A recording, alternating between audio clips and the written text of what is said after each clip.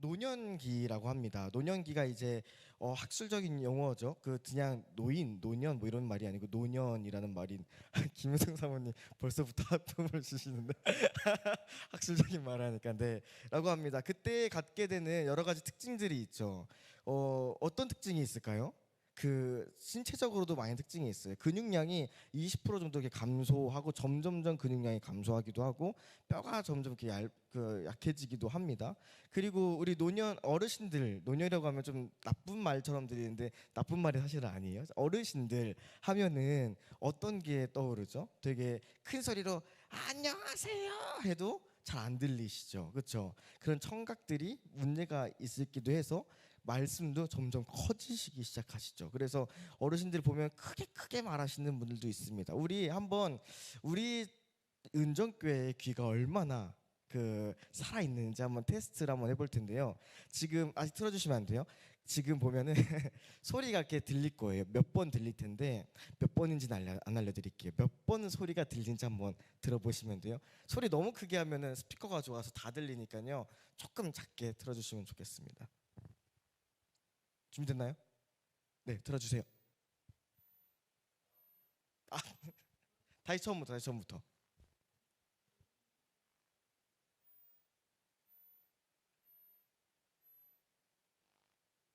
자, 몇 번 들리셨나요? 한 번 더? 그 소리 좀만 더 높일게요. 이게 지금 다들 어리둥절하세요. 자, 그 대충 조금씩은 들리시죠? 아예 안 들리시나? 아예 안 들리시나요? 아이고. 자, 다시 한번 소리 좀 키워주셔야 네, 다시 들어보겠습니다.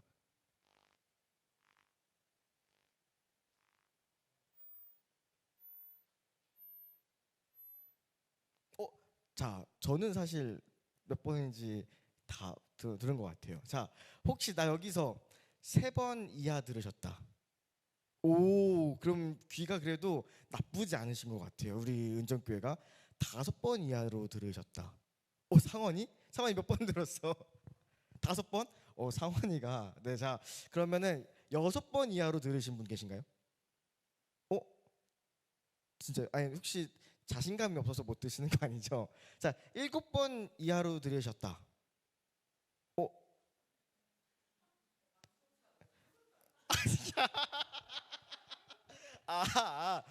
아, 한 번도 안 근데 실제로 한 번도 안 들리시는 분들도 있대요. 이거 듣고요. 자, 이게 총 몇 번이었는지 혹시 여기서 가장 팔팔한 귀를 가지고 있는 것 같은 지수야. 예원이 말고 지수야. 몇 번 들은 것 같아?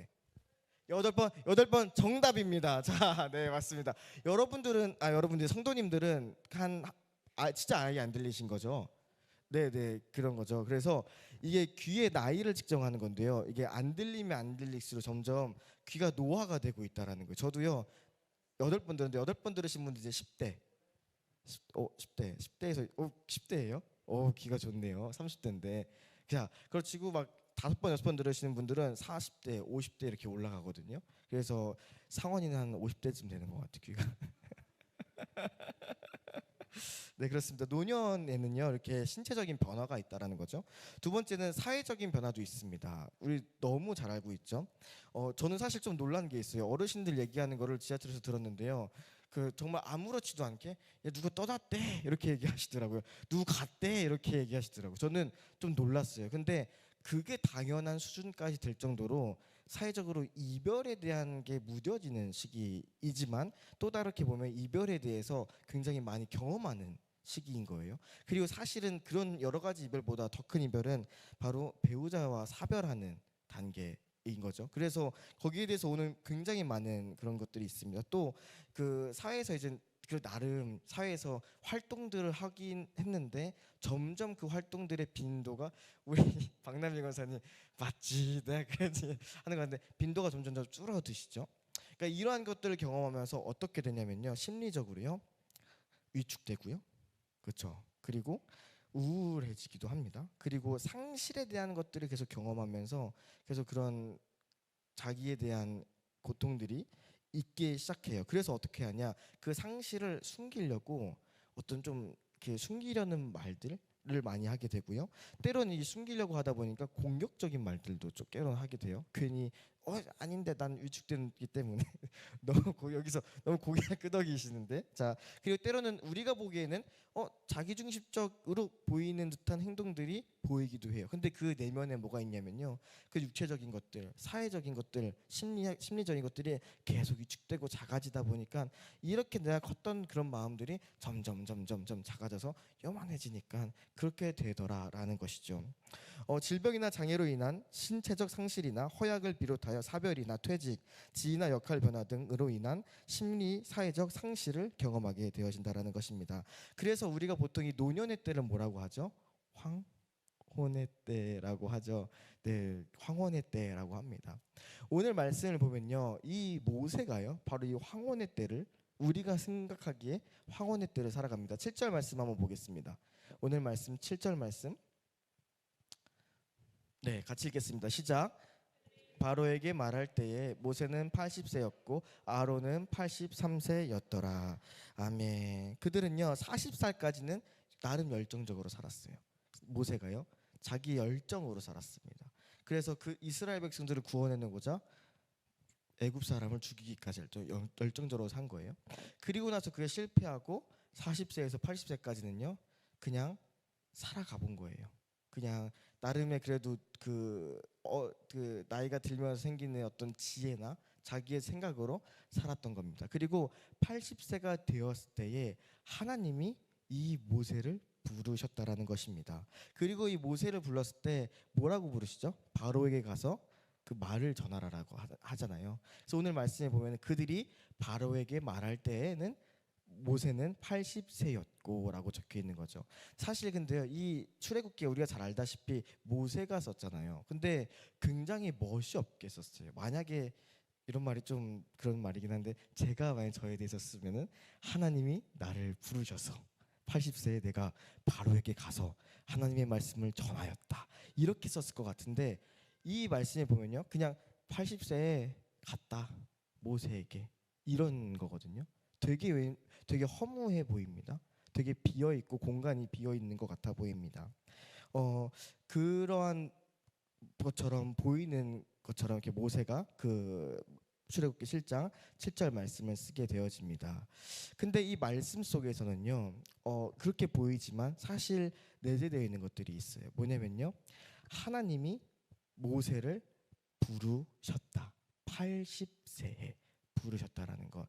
무슨 뜻이냐면요, 우리는 이야기에 황혼의 시기에는요, 이젠 내가 살 만큼 살았고, 때론 내가 그냥 노하우 가지고 살았고, 이제는 저물어가는 단계니까 그냥 사그라드는, 이제는 옛날 했던 거 이제 못하고 이제는 좀 사그라드는 그 시기로 우린 이해하지만, 하나님의 관점에서의 이 노년은 다르다라는 거예요. 이 노년은 뭐냐? 하나님의 부르심이 그곳에 있다라는 것입니다. 아멘이십니까? 네. 자, 우리 한번 그러면 이 성경에서 말하는 노년이란 과연 무엇일까에 대해서 한번 말씀을 통해 보도록 하겠습니다. 우리 말씀 이사야서 46장 4절 말씀 함께 보도록 하겠습니다. 같이 읽겠습니다. 시작.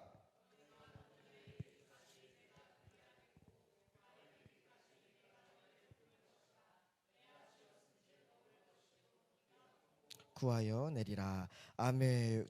위로가 되지 않나요? 네, 위로가 되죠. 네, 위로가 됩니다. 따라합시다. 첫 번째, 성경에서 말하는 노년에 대한 겁니다. 첫 번째, 하나님의 축복과 사랑의 대상으로서 노년. 그들은 노년의 시기에 살고 있는 사람들은요 당연히 무기력함을 느껴요. 상실을 느꼈기 때문이죠. 그리고 아무런 힘이 없기 때문에 점점 자기가 져가는 인생으로 합니다. 그렇지만 하나님은 말씀하시는 거예요. 너가 백발이 될 때에도 난 너를 품을 것이다 라고 얘기한다라는 거예요. 노년의 시기에는요 사회적으로도 위축되기 때문에 사랑에 대해서 내가 품겨질 때가 별로 없거든요. 근데 하나님은요 그걸 아신 것 같아요. 그래서 내가 너희들을 품을 거야. 너희가 노년의 때가 될지라도 너희들을 품을 거야. 아무도 널 사랑하지 않은 것 같아. 쭈글쭈글한 주름만 남는 것 같아. 내가 너의 그 주름마저도 사랑할게 라고 말씀하신 줄로 믿습니다. 잠언에서는 이렇게 얘기합니다. 우리는 때로 생각하죠. 힘이 있고 능력 있으면 뭔가 대단하고, 노년의 때는 그렇지 않고 그냥 없어져 가는 그 순간이라고 생각하지만 잠언서 20장 29절에서 이렇게 얘기합니다. 젊은이의 자랑은 힘이요 노인의 영광은 백발이니라라고 얘기하고 있다는 것입니다. 우리가 노년의 때가 되면은 사실 저도 지금 흰머리가 되게 많거든요. 근데 이제 흰머리를 감추려고 염색을 많이 하잖아요. 그렇죠? 목사님하고 누님 하셨는데, 네, 염색. 근데 그게 뭐 그렇게 나쁘다는 건 아니고요. 근데 성경에서는 얘기하는 거예요. 너의 그 백발이 너의 면류관이야라고 얘기하시는 거예요. 너의 영광이야라고 얘기하시는 것입니다. 왜냐면요, 이 백발이요 오랫동안 내가 살아왔던 이 말씀 아직인데 맞나요? 왜냐하면 살아왔던 삶의 흔적들이기 때문입니다. 근데 이거를 단순히 그냥 백발이면 다 영광이야라가 아니에요. 잠언서에 보면요, 너희가 백발이 될 때까지 하나님의 공의의 그 길을 걸어갈 때 그것이 너희에게 영광이 되어질 것이다라고 이야기하는 것입니다. 우리가요, 오늘 우리 젊은이들도 너무 많고 어린아이들도 많지만 우리가 정말 이 마음으로 신앙생활했으면 좋겠습니다. 우리가 나의 백발이 나의 수치가 아니라 하나님의 영광이 되게 하여 주시옵소서. 그런 마음으로 나아가기 소망합니다. 두 번째입니다. 따라합시다. 존경의 대상으로서 노인. 레위기 19장 32절 말씀 보겠습니다. 시작. 너는 샘머리 앞에서 일어서고 경외하라. 나는 여호와이니라. 아멘. 구약에서 노년은요, 노년에 대해서 번역할 때 야시스라고 번역합니다. 이거를 나이 든이라고 보통 얘기를 해요. 야시스라는 건데요. 근데 이거를 또 쓰는 단어가 파생되는 단어가 있어요. 뭐냐면은 장로를 야시스라고 합니다. 그리고 지혜로운 사람을 야시스라고 해요. 성경에서 뭐라고 하는 그 노년에 대해서 어떻게 이야기하냐면요, 이 노인은 그냥 어떤 쇠퇴해져 가고 지혜가 떨어져 가는 것이 아니라 노년의 때의 그 지혜를 성경은 되게 짱으로 본다라는 거예요. 짱으로 본다라는 것입니다. 그래서 그래서 그렇기 때문에 노인의 얼굴을 공경하며 노인의 얼굴을 공경하라고 이야기하고 있다라는 것입니다. 아까 우리 16장 31절 잘 보여주셨는데, 백발은 영화의 면류관이요 공의로운 길에서 얻으리라. 아까 말했죠. 공의로운 길을 걸을 때 너의 백발이 영광의 면류관이 될 것이다 라고 얘기했다시피, 우리가 그러한 길을 걸을 때에 우리의 지혜가요 하나님이 최고야 라고 말씀하고 계시다라는 것입니다. 성경에서 보면요, 노인은요 아무 할 일이 없는, 우리 이한길 권사님이 주로 쓰시는 용어인데, 뒷방 뭐라고 하시죠 권사님? 이한길 권사님? 저기 잠깐 기도를 하고 계시네요. 네. 네. 네, 뒷방 땡땡땡이라고 하잖아요. 우린 보통 그렇게 이해를 해요. 근데 성경에선 다르다라는 거예요. 이따가 마무리쯤에 다시 말씀드리겠지만, 이 노인이라는 것은 나이든이라는 것은 지혜로운 자라는 것입니다. 그렇기 때문에 하나님이 그 지혜를 통하여 그 노인들에게 특별히 부르신 부름이 있어요. 이따 말미에 설명해 드리도록 하겠습니다. 그리고 나머지 세 번째입니다. 똑같은 세 번째는 넘어가도록 하겠습니다. 네.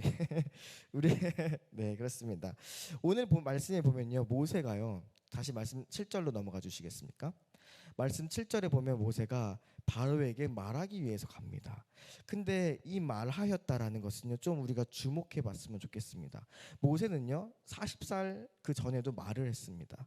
그리고 40살에서 80살 그 사이에서도 말을 했어요. 근데 오늘 나온 이 말은요, 사실은요 굉장히 큰 의미가 있어요. 뭐냐면은 그 전에 40살 이전에 청년기 때 했던 말은 자기의 어떤 열정과 자기의 에고라고 하죠. 정신을 가지고 하는 말이라는 거예요. 근데 그 다음에 했던 이 모세가 했던 말들은요, 자신의 그런 노하우와 삶의 어떤 원동력 속에서 그냥 살아가는 말이었습니다. 근데 오늘 여기서 하는 이 말은요 뭐였냐면은 하나님이 하라고 하신 하나님의 말씀이에요. 모세는요 그것으로 말을 하기 시작했다라는 것입니다. 80년의 세월을 거쳐서 그가 갖고 있던 그 말들을 버리고 이제는 하나님의 말을 하기 시작했다라는 것입니다. 그 오늘 말씀을 읽지 않았지만 66장 마지막 절에 보면요, 내가 어떻게 바로에게 가서 말을 하겠습니까? 라고 얘기해요. 내가 어떻게 바로에게 가서 말하겠습니까? 사실은요, 저는 그때는 능력의 차이라고만 생각을 했거든요. 다시 생각해 보니까 이제 80살이 된 나이 든 내가 저기 가서 도대체 어떤 말을 합니까? 그렇게 들리더라고요. 근데 하나님은요, 너의 말로 하는 게 아니야, 내 말을 너가 해야 되는 거야 라고 말씀하십니다. 저는 사실 제 인생에서 어떻게 내가 인생을 살아갈까 라고 할 때에 갖게 되는 그 말씀이 하나 있습니다. 우리 말씀 한번 볼까요? 그 시편 말씀입니다. 제 인생에서 그래 하나님, 내가 이렇게 살아가게 하여 주시옵소서라는 항상 묵상하는 말이 있어요. 내 삶을 두고 기도할 때요. 같이 읽겠습니다. 시작. 하나님이여, 나를 어려서부터 교훈하셨으므로 내가 지금까지 주의 기이한 일들을 전하였나이다. 하나님이여, 내가 늙어 백발이 될 때에도 나를 버리지 마시며 내가 주의 힘을 후대에 전하고 주의 능력을 장래의 모든 사람에게 전하기까지 나를 버리지 마소서. 아멘. 이 고백이 여러분들의 고백이 되어지십니까? 네, 정말로 저는요, 하나님, 내가 늙어 백발이 될 때까지, 내가 지금의 이 시기에는 그 하나님이 내게 가르쳐 주신 그것들 내가 열심히 전할게요. 근데 내가 늙어 백발이 될 때는 그 시점에서 하나님, 나를 버리지 마시고 나를 사용하여 주시옵소서. 그때에도 저는 그런 마음이 있거든요. 성경에 보면요, 아까 제가 얘기했죠, 그 지혜를 어디에 쓰느냐면은 바로 그 지혜를요, 후대에 전하는 것에 쓰라고 얘기하세요. 신명기의 말씀을 보면은 하나님의 경외함을 내가 가르치고 그것을 후대에 전하라 라고 말씀하시거든요. 저는 그 말씀을 준비하면서 참 그런 생각을 합니다. 우리 어르신들이 어떠한 신앙생활을 가지고 살아가셨을까 라는 생각을 해요. 그리고 저는 그런 생각도 동시에 들었습니다. 그것들을 내가 배우고 싶다 라는 마음이 들었어요. 사실 그래서 지난번에 우리 사역자 수련회 갈 때 제가 그런 얘기 했잖아요. 우리 사역자 집사님들 권사님들도 같이 오셨거든요. 그때 너무 감사하다고 얘기했었어요. 평소에 이렇게 소통하기가 어려웠는데 함께 이렇게 소통할 수 있는 장이 열리고 또 그분들의 얘기를 들을 수 있어서 너무 좋았다라고 전 얘기했거든요. 그런 마음입니다. 시니어스쿨 섬김이는요, 바로 이런 성경에서 말하는 시니어를 섬기는 역할인 거예요. 단순히 나이가 들고 육체적으로 힘들고 정신적으로 고통스럽고 때로는 내가 할 수 있는 게 없고 어떤 우울과 어떠한 그런 상실감에 빠져 있는 시니어를 얘기하는 것이 아니라 하나님께서 부르시는 그 시니어를 섬기라라는 것입니다. 이제 다시 하나님의 부르시면 자리에 서야 되는 시니어를 섬기는 역할이 바로 시니어 스쿨의 섬김인 줄로 믿습니다. 그들이 기도할 수 있도록, 그들이 하나님의 부르심에 합하여 그들의 이제 하나님이 가르치신 그 말들을 할 수 있도록, 그걸 섬기는 역할, 또 그거를 후대에 전할 수 있도록 그 섬기는 역할입니다. 오늘 우리가 한번 기도했으면 좋겠습니다. 우리 각자에게 주신 하나님의 말씀들이 있을 것입니다. 근데 저는 우리가 정말 기도했으면 좋겠는 게요, 오늘 이 시편의 다윗의 고백처럼 하나님이여, 내가 늙어 백발이 될 때에도 나를 버리지 마시며 내가 주의 힘을 후대에 전하고 주의 능력을 장래의 모든 사람에게 전하기까지 나를 버리지 마시옵소서. 하나님, 나를 사용하여 주시옵소서. 우리 그 기도 제목 가지고 주여 창하시고 함께 기도하도록 하겠습니다.